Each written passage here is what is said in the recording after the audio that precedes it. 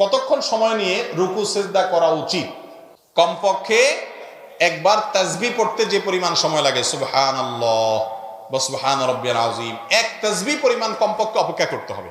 অনেক লোক আছে রুকুতে যে আবার সোজা উঠে যায়। তাসবিহ কখন পড়ে? তাসবিহ পড়ে রাস্তায়।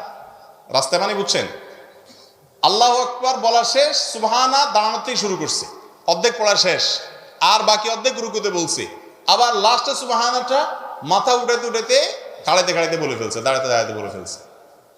আছে না নাই এরকম? এই হুলস্থুল না মার্কা নামাজ যারা পড়ে, নবী করিম সাল্লাল্লাহু আলাইহি সাল্লাম বলেছেন এরা হলো সবচাইতে খারাপ চোর। মানুষের টাকা পয়সা চুরি করে ওই চোরের চাইতে বড় চোর হলো যে নামাজ চুরি করে, নামাজের মধ্যে তাড়াহুড়া করে। এরকম তাড়াহুড়া যদি করে যে এক তাসবিহ পরিমাণ না থাকে, তাহলে কি হবে না? নামাজ হবে। মনে রাখবেন, নামাজ যার যত ধীরস্থিরতার সাথে হবে তার সওয়াব তত বেশি হবে।